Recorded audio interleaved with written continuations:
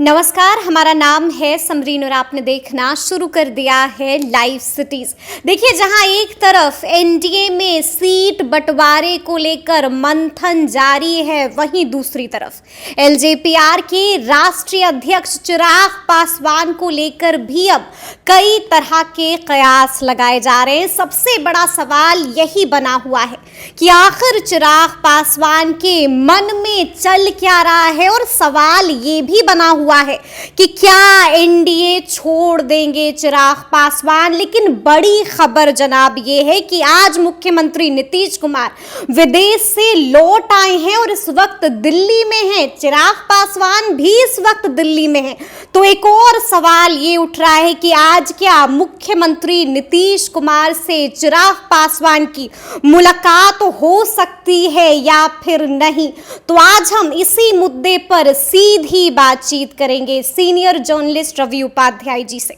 सबसे पहले बहुत शुक्रिया बात करने आपका के भी लिए। शुक्रिया जी रवि जी, कल आपने सुना होगा कि चिराग पासवान वैशाली में गजब दहाड़े हैं। उनका पूरा भाषण आपने भी सुना होगा। क्या लगा चिराग पासवान के अल्फाज, चिराग पासवान के बॉडी लैंग्वेज, चिराग पासवान का टोन एंड ट्यून किस ओर इशारा कर रहा है? देखिए, अभी एनडीए में, बिहार में एनडीए में कमोबेश अभी वो स्थिति नहीं बनी है, क्योंकि बिहार अभी जो है सो भारतीय जनता पार्टी ने टच ही नहीं किया। जो पहली सूची आई उसमें 195 में उसमें वो नहीं किया, और निश्चित रूप से आज बैठक हो रही है उसमें बिहार के मसले पर ही आज जो है सो जो 17 सीट की बात हो रही है, भारतीय जनता पार्टी उस पर बात करेगी शाम 6 बजे। फिर उसके बाद जो उसके अलायंस पार्टनर हैं उन पर जो है सो वो कितनी सीट छोड़ती है, क्या होता है, फिर वो अदला बदली की बात होगी, कौन सीट लेनी है क्या लेनी, ये अंदर खाने में सब तय हो जाएगा आज।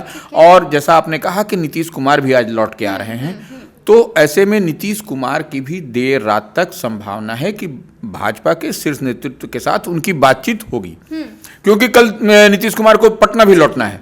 तो ऐसे में आज सब कुछ माने हो जाना है तय तमन्ना जेडीयू के साथ, भारतीय जनता पार्टी के साथ, और इन बिटवीन अगर यदि सब कुछ रहा और कहीं कुछ पेंच पूंछ इन लोगों में नहीं फंसा तो फिर चिराग पासवान से बात की जाएगी। देखिए, चिराग पासवान का जो बॉडी लैंग्वेज, जो टोन और ट्यून की जो बात जो कल की सभा में साहेबगंज में वो दिखाई, कैसे देखते हैं आप? वही हम बता रहे हैं कि वह स्पष्ट रूप से दिखाई पड़ता है कि अभी तक चिराग पासवान से फुल जो बातचीत होती है वह बातचीत नहीं हुई है। क्योंकि उन्होंने बाद में कहा कि साझा हम लोग प्रेस कॉन्फ्रेंस करेंगे। साझा किसके साथ प्रेस कॉन्फ्रेंस करेंगे? एनडीए के साथ कि इंडिया के साथ? बिल्कुल सस्पेंस बना दिया चिराग। यह जो है सो निश्चित रूप से असमंजस की स्थिति बनी हुई है।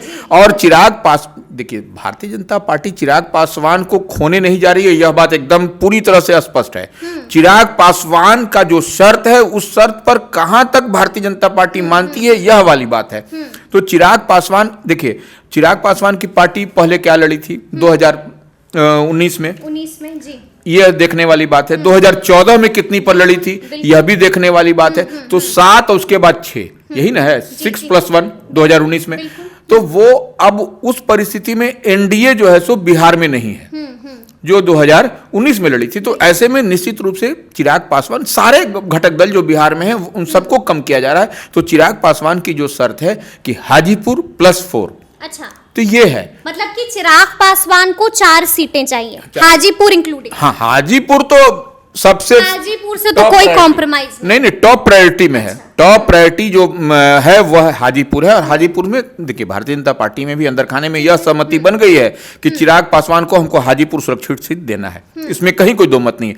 अब रही बात जो 3-4 सीट की और उनको देने की बात है, वह कौन कौन सीट? तो समस्तीपुर पर भी जो है सो जो लगभग बात वहां पर भी बन गई है। 2-3 सीट और है, उस पर बात जो है सो लगभग अब जो है सो उस पर है, वही पेच फंसा हुआ है। अच्छा, अब जैसे वैशाली की बात हो रही है, तो वैशाली से कल तो अनाउंस भी कर दिया था चिराग पासवान ने कि हमारा ही सांसद होगा, देखिए जो आपकी सारी समस्याओं का समाधान करेगा। देखिए, वह ठीक है, लेकिन अब वैशाली पर भी जो है सो कहीं ना कहीं इतने वहां पर कैंडिडेट है चिराग पासवान के पास कि उनके लिए ही शॉर्टलिस्ट करना मुश्किल है कि अब सिटिंग को दें कि और जो 3-4 गेटिंग उतना नहीं तो वो वाले को दे। हाँ, तो यह एक समस्या उनके पास में है। तो ऐसे में हमको लग रहा है कि वहाँ पेच फंसा हुआ है। अब वाल्मीकि नगर वो जो है सो अब जेडीयू की सिटिंग सीट है, तो वो अपने प्रदेश अध्यक्ष को लड़ाने के लिए वहां पर हैं। नवादा की सीट वो चाह रहे हैं। जैसे जहानाबाद अगर छोड़ेंगे जो जेडीयू की सीट है, तो वो नवादा से लड़ाना चाह रहे हैं। तो वो ऐसे में कुछ पेच है जो कि बैठ करके हमको लगता है कि चिराग पासवान के साथ बात होगी, तो चिराग पासवान भी समझदार है और वो इस बात के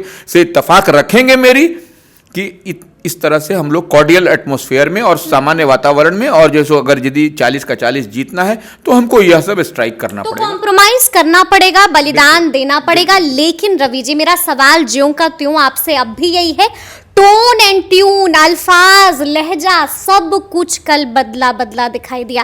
कैसे देखें हम इसे? समझ नहीं आ रहा है रवि जी, हम चाहेंगे कि इसको डिकोड कीजिए। देखिए, वो इसमें हम लोग यही बात है कि चिराग पासवान से जब तक अंतिम फाइनल बातचीत नहीं होगी, लग रहा है कि नाराज है ना चिराग? नहीं नाराज और इसकी बात नहीं है। वो जब तक अंतिम बात नहीं होगी कैसे वो सिग्नल दे? कह रहे हैं कि गठबंधन बिहार की जनता के साथ है। नीतीश कुमार पर भी काफी आक्रामक दिखे, कह रहे हैं कि सर पर कफन बांध के निकले। अब हम इसको कैसे देखें? गठबंधन में है जेडीयू, गठबंधन में है मुख्यमंत्री नीतीश कुमार, लेकिन आप इतने आक्रामक, इतने फायर। देखिए, सब बात बोल करके एक बात बोल दिए वो, शेर का बेटा है वो हम कभी नहीं झुकेगा, यह बात तो बोल रहे हैं। शेर का बेटा बोल रहे हैं, तो शेर तो भाई किसके बेटा है? वो स्वर्गीय रामविलास पासवान के बेटा है। और जब तक समरीन कॉम्प्रोमाइज नहीं हो, माने सीटों को लेकर के माने पूरी तरह से क्लियरिटी नहीं होगी, वो नहीं बोल सकते।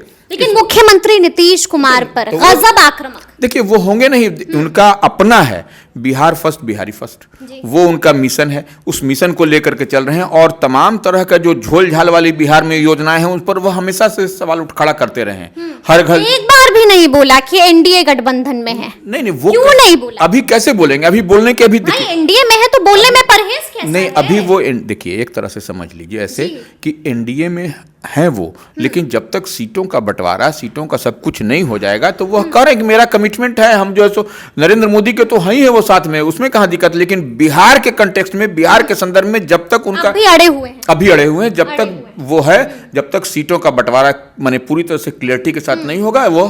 अच्छा ठीक है, कुछ नहीं बोलेंगे, घोषणा नहीं करेंगे, सीधा सवाल है। और देखिए, महागठबंधन भी उनके पास तो कह रहा है ना 8 सीट देंगे, तो यह भी एक कहीं ना कहीं नरेंद्र मोदी को भी दिखाई पड़ रहा है कि महागठबंधन उनको 8 सीट देने के लिए तैयार है। तो 8 सीट जब उनको देगा तो ऐसी परिस्थिति में क्या होने जा रहा है, तो वह एक उनके पास में यह एक मतलब प्लान बी भी है। हाँ, प्लान बी है, प्लान बी भी है उनके पास जी। अच्छा, हम ये भी आपसे जानना चाहेंगे, सीधा सवाल आपसे यही है रवि जी कि क्या लगता है, क्या एनडीए छोड़ देंगे चिराग पासवान अगर उनकी मांगों को माना नहीं गया तो? क्या ये भी तस्वीर दिखेगी हमें? नहीं, देखिए, एनडीए छोड़ने की बात नहीं है। वो समझ रहे हैं कि एनडीए को छोड़ना नहीं है और हमको जो है सो नरेंद्र मोदी को यहाँ से सब जितवाना है। वो तो एनडीए छोड़ने छाड़ने की बात नहीं है। अब रही सीट की बात, देखिए, कोई भी व्यक्ति राजनीति कर रहा है और वो लंबे समय से राजनीति कर रहा है, पार्टी का जनाधार है बिहार में, बिहार के बाहर भी, तो ऐसी परिस्थिति में वो छोड़ क्यों देगा? वो आदमी वो छोड़ेगा नहीं।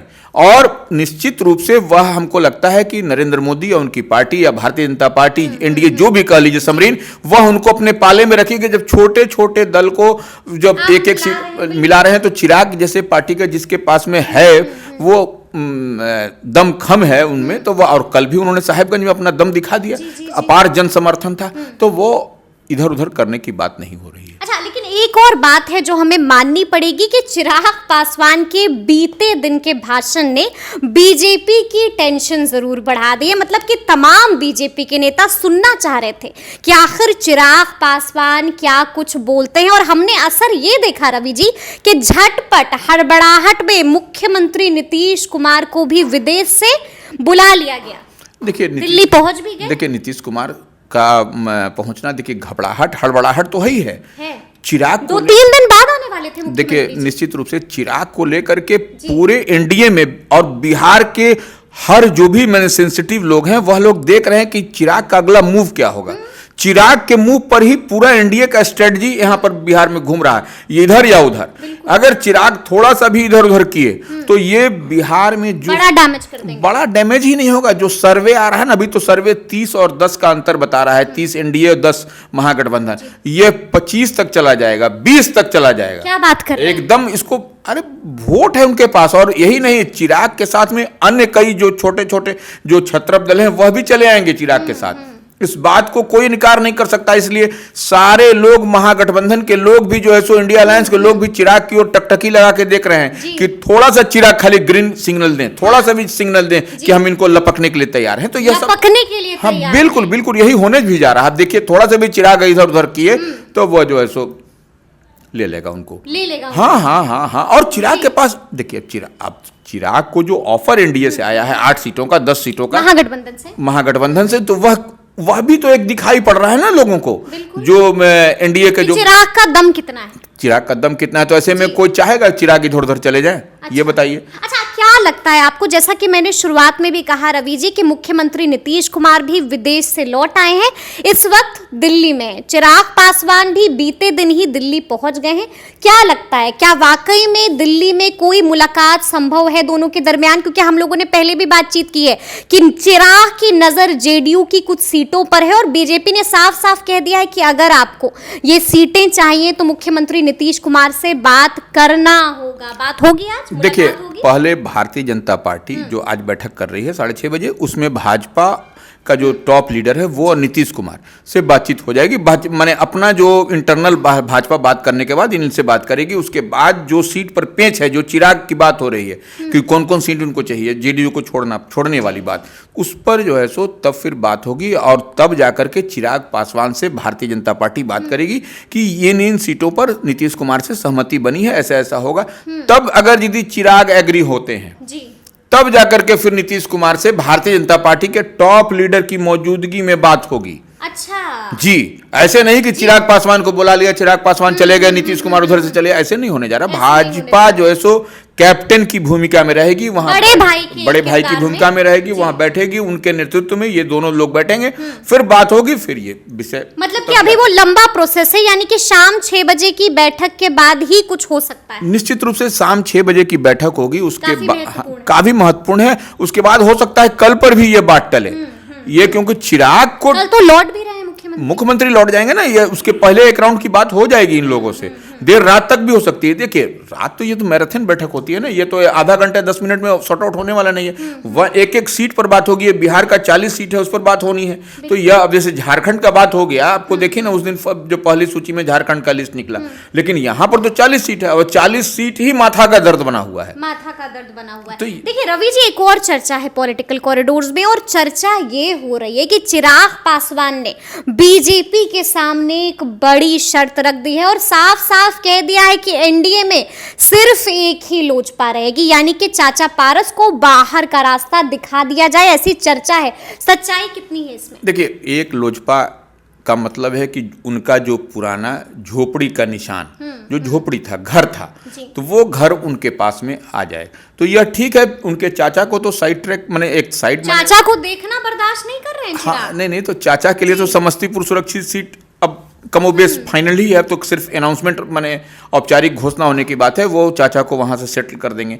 तो ऐसे में एक ही लोजपा रहेगी ना, वो चिराग पासवान वाली लोजपा। ये तो चाचा का क्या होगा? चाचा लड़े। आरएलजेपी का क्या होगा? नहीं, आरएलजेपी को तो देखिए, आरएलजेपी अपना अब वहां पर हो सकता है कि समस्तीपुर से वो भाजपा के सैंपल पर भी लड़ाया जा सकता है। अच्छा, यह भी हो सकता है, ये भी मुमकिन है, यह भी मुमकिन है, यही ज्यादा मुमकिन है। अच्छा जी, कि वहां से चाचा को भारतीय जनता पार्टी के सैंपल से वहां पर लड़ा दिया जाए। आरएलजेपी के पास 5-5 सांसद हैं, ये अलग बात है कि 2 इधर उधर हो रहे हैं। देखिए, 2 इधर उधर हो रहे हैं और 3 तो है ना भाई। नहीं, उसमें देखिए, जैसे अमित शाह की बात हमको बोलना पड़ रहा है कि अमित शाह ने कहा था कि नवादा से इस बार भाजपा का ही उम्मीदवार होगा। तो ऐसे में नवादा के जो सिटिंग सांसद हैं चंदन सिंह, तो वह जो है सो भाजपा के सैंपल पर लड़ते हुए नजर आए, तो उसमें दिक्कत कहाँ है? या नहीं तो फिर उनको दूसरी सीट पर भेजा जा सकता है। कई अन्य सीट भी है जो उनके लिए मतलब कि देखिए, एक बड़ी बात यह है कि चाचा पारस को आउट करना चाहते हैं एनडीए गठबंधन से चिराग पासवान, की चर्चा हो रही है। देखिए, अंदर खाने में पॉलिटिक्स हो रहा है। ये पॉलिटिक्स होगी तो चाचा को क्यों वो वेलकम करेंगे? वो भी तो उनको कहीं ना कहीं राजनीतिक रूप से डैमेज हुआ है, किया गया, तो वह चाह रहे हैं। तो कौन से, देखिए, यह तो राजनीति, तो इसी का, यही तो राजनीति की सुंदरता है, यही लोकतंत्र की सुंदरता है कि आप जैसे जब देखे, जहां देखे, जिसको देखे, आपको जहां मौका मिला, अवसर मिला, उसको पटक नहीं दिया। कल भी दर्द छलका था, मंच से साफ कह दिया, किसी ने परिवार तोड़ने की कोशिश की, किसी ने पार्टी तोड़ने की कोशिश की, किसी ने बंगला छीनने की भी कोशिश की। ये सब देखिए, सब सब कल दिखा और सारी बात को चिराग पासवान ने जनता के बीच में रखा। किसने बंगला छीना, किसने घर तोड़ा, किसने पार्टी तोड़ा, तो सब कुछ रखा है। तो ऐसे में देखिए वो इतना वो अंदर से घायल हैं, वो उनको घाव है अंदर कि वो घाव जल्दी माने वो भरता हुआ दिखाई नहीं पड़ रहा है। तो यह चिराग के भाषण से दिखाई दिया। एक आखिरी सवाल, चर्चा ये भी है रवि जी के बीते दिन मुकेश सहनी और चिराग पासवान के दरमियान भी बातचीत हुई है, अंदर की खबर क्या है? देखिए निश्चित रूप से चिराग पासवान, जो कल ही की बात है, चिराग पासवान जब और मुकेश सहनी जो वीआईपी के सुप्रीमो हैं, दोनों की बातचीत हुई है। हुई है। आप भी मुहर लगा रहे हैं इस बात? हाँ, बातचीत हुई है। पटना एयरपोर्ट पर भी जो हैंगर में वहाँ बातचीत हुई है। और फिर उसी दरमियान जब ये लोग, तो एक और माने आईपीएस अधिकारी भी जो दिल्ली जा रहे थे, उनसे भी मुलाकात हुई है। किसका जिक्र कर रहे हैं? मुकेश सहनी, वो नाम छोड़ दीजिए, नाम लेने की जरूरत नहीं है। वह उनकी उम्मीदवारी की भी चर्चा हो रही है कि वो जो है सो माने भाजपा से वो लड़ेंगे, उनके बेगूसराय से, यह सब तमाम तरह की कयास चल रही है। तो वो ऐसे में उनसे भी मुलाकात हुई है। यह सब कई सारे देखिए डेवलपमेंट हो रहे हैं मिनट टू मिनट। और ये कहीं क्या मुकेश सहनी और चिराग पासवान खेल तो नहीं कर देंगे एनडीए में? नहीं, देखिए मुकेश सहनी का एक ही है कि निषाद के बारे में जो आरक्षण की बात हो वह उनको मिल जाए। ये पूरा खेल मुकेश सहनी का उसी पर है। अगर यदि जो भी उनको आरक्षण की बात कर दे तो आरक्षण देने की बात कौन करेगा? जो रूलिंग पार्टी होगी वही। तो स्पष्ट मुकेश सहनी जो बोलना चाह रहे हैं वो हम लोग जो डिकोड कर पा रहे हैं कि वह जो सत्ता में होगा वही न देगा आरक्षण। निषाद को जो विपक्ष में बैठा है वो तो दे नहीं सकता है। तो वो ऐसी परिस्थिति में उनका डिमांड सत्ता पक्ष है। सत्ता पक्ष अगर यदि उनको देता है तो वो निश्चित रूप से उस फोल्ड में नजर आएंगे। वो श्योर शॉट एकदम मान के चलिए आप जी। तो क्या दोनों मिलके कोई खेल कर सकते हैं? अगर मुकेश सहनी की भी डिमांड नहीं मानी जाए, अगर चिराग पासवान की भी मांगे नहीं सुनी जाए, तो क्या एक खेल ये भी देखने को मिल सकता है बिहार में? देखिए राजनीति तो संभावनाओं का खेल है समरीन। उसमें कौन इनकार कर देगा कि नहीं ऐसे ही होगा, कौन कह देगा ऐसे ही होगा। अगर यदि ये सब कुछ माकूल नहीं हुआ, सब कुछ सामान्य नहीं रहा, तो कुछ भी हो सकता है। तो कुछ भी हो सकता है। तो सुना आपने क्या कुछ कहा है रवि उपाध्याय जी ने? देखिए बड़ी बात कह दी है, बड़ा इशारा भी दे दिया है और साफ साफ कह दिया है कि राजनीति तो संभावनाओं का खेल होती है और यहाँ पर पल पल में हालात और तस्वीरें बदल जाती हैं। तो ये पूरी बातचीत आपको कैसी लगी है कमेंट करके हमें जरूर बताइएगा। तो इस तरह के तमाम अपडेट्स के लिए ऐसे ही हमारे साथ बने रहिएगा और देखते रहिएगा लाइव सिटीज। बहुत शुक्रिया।